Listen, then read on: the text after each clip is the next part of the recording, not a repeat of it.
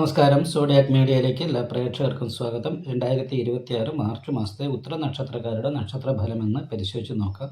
ഉത്തര നക്ഷത്രത്തിൻ്റെ ആദ്യത്തെ 15 നാഴിക വരുന്നത് ചിങ്ങക്കൂറിലാണ്. ചിങ്ങക്കൂറുകാരെ സംബന്ധിച്ചിടത്തോളം സർവാഭിഷ്ട സ്ഥാനത്ത് സർവേശ്വരകാരകനായിരിക്കുന്ന വ്യാഴം സഞ്ചരിക്കുന്നതുകൊണ്ട് ദൈവാധീനം നല്ല രീതിയിലുണ്ട്. അത് കാരണം കൊണ്ട് തന്നെ കർമ്മസംബന്ധമായിട്ട് അനുകൂലമായിരിക്കുന്ന ഗുണങ്ങൾ, കുടുംബസുഖം മുതലായിട്ടുള്ള കാര്യങ്ങളൊക്കെ അനുഭവിക്കാൻ യോഗമുണ്ട്. കാരണം 4-ാം ഭാവാധിപതി നിവൃത്തി സ്ഥാനത്താണ്. എന്നാൽ ചെയ്യുന്ന തൊഴിലിൽ മിങ്കിൾ ചെയ്തെടുക്കാനായിട്ട് സാധിക്കാത്തൊരവസ്ഥയുണ്ട്. അഷ്ടമത്തിലാണ്.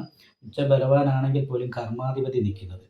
അപ്പോൾ കർമാധിപതി അഷ്ടമത്തിൽ നിൽക്കുന്നത് കൊണ്ട് ചെയ്യുന്ന സ്ഥാനത്ത്, പ്രവൃത്തി എടുക്കുന്ന സ്ഥാനത്ത് എന്തെങ്കിലും അസ്വസ്ഥതകൾ, പ്രശ്നങ്ങൾ ഉണ്ടാകുന്നത് കാരണം കൊണ്ട് ഒരു മനസ്സറിഞ്ഞ് സാറ്റിസ്ഫൈഡോട് കൂടിയിട്ട് തൊഴിലെടുക്കാൻ പറ്റാത്ത രീതിയിലുള്ള ചെറിയ തടസ്സങ്ങൾ കാണുന്നുണ്ട്.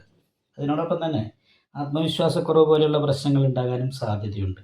അലസത, കൃത്യനിഷ്ഠക്കുറവ്, നിരാശ, ഇങ്ങനെയുള്ള കുറച്ച് കാര്യങ്ങൾക്ക് യോഗമാണ്. ശനിയോട് യോഗം ചെയ്തിട്ട് അഷ്ടമത്തിൽ പോയിട്ട് ആത്മപ്രഭാവകാരകനായിരിക്കുന്ന സൂര്യൻ ലഗ്നാധിപത്യം വഹിച്ച് നിൽക്കുന്നതുകൊണ്ട്, അപ്പോൾ അത് കാരണം കൊണ്ട് ശിവക്ഷേത്രത്തിൽ യഥാശക്തി വഴിപാട് ചെയ്യണം.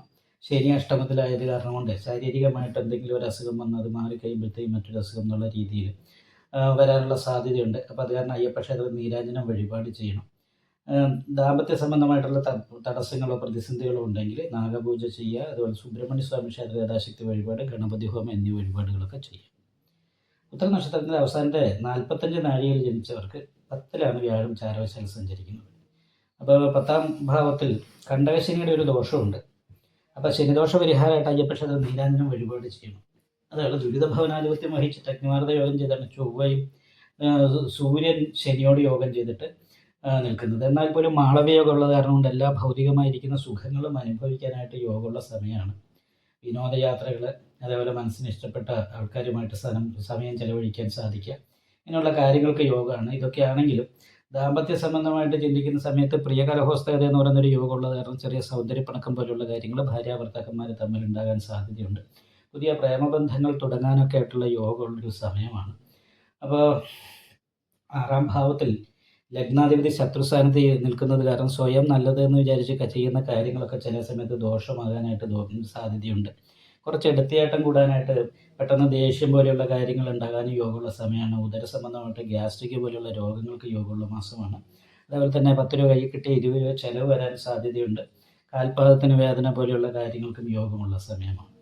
അപ്പോൾ അത് കാരണം കൊണ്ട് 7ാം ഭാവത്തിൽ അലസപ്രേഷ നിര്യാണകാരകനായിരിക്കുന്ന ശനി നിൽക്കുന്നത് കൊണ്ട് കണ്ടശനി ദോഷ പരിഹാരം ചെയ്യണം. ആഗ്നേയഗ്രഹമായിരിക്കുന്ന സൂര്യൻ 7 നിൽക്കുന്നത് കാരണം കൊണ്ട് ദാമ്പത്യ സുഖക്കുറവ് ഉണ്ടാകാതിരിക്കാനായിട്ട് ശിവക്ഷേത്രത്തിലെ ലളിതാ സഹസ്രനാമ പുഷ്പാഞ്ജലി, ശംഖാഭിഷേകം, നെയ്വിളക്ക് മുതലായിട്ടുള്ള വഴിപാടുകൾ ചെയ്യണം. ശത്രുസ്ഥാനത്ത് ലഗ്നാധിപതിനെ പോയി നിൽക്കുന്നതാണ് ശത്രുദോഷ പരിഹാരമായിട്ട് ദേവീക്ഷേത്ര യഥാശക്തി വഴിപാട്, ഗണപതി ഹോമം, ഇങ്ങനെയുള്ള വഴിപാട്, പ്രാർത്ഥന മുതലായിട്ടുള്ള കാര്യങ്ങളൊക്കെ ഉണ്ടെങ്കിൽ അനുകൂലമായിരിക്കുന്ന നല്ല ഗുണഫലങ്ങൾ അനുഭവിക്കാനായിട്ട് ഉത്തര നക്ഷത്രക്കാർക്ക് ഈ മാസത്തിൽ സാധിക്കുന്നതാണ്. കാരണം 10ാം ഭാവത്തിലാണ് വ്യാഴം നിൽക്കുന്നത്. കുറച്ചൊരു വ്യാഴപ്പഴമുണ്ട്. അത് 4ാം ഭാവാധിപതി നിവൃത്തി സ്ഥാനാധിപതിയാണ്. എന്നാൽ കുടുംബ സംബന്ധമായിട്ട് നല്ല ഗുണഫലങ്ങൾ അനുഭവിക്കാനായിട്ട് യോഗമുള്ള മാസം. നിങ്ങൾക്ക് ഈ വീഡിയോ ഇഷ്ടപ്പെട്ടാൽ ലൈക്ക് ചെയ്യുക, നിങ്ങളുടെ അഭിപ്രായങ്ങൾ കമൻറ്റ് ചെയ്യാം. ജ്യോതിഷവുമായി ബന്ധപ്പെട്ട കൂടുതൽ കാര്യങ്ങൾ അറിയാൻ ഈ ചാനൽ സബ്സ്ക്രൈബ് ചെയ്യുക. ഞങ്ങളുടെ ഓൺലൈൻ കൺസൾട്ടൻസി നമ്പർ താഴെ ഡിസ്ക്രിപ്ഷൻ ബോക്സിൽ കൊടുത്തിട്ടുണ്ട്. ആവശ്യമുള്ളവർക്ക് കോൺടാക്റ്റ് ചെയ്യാവുന്നതാണ്.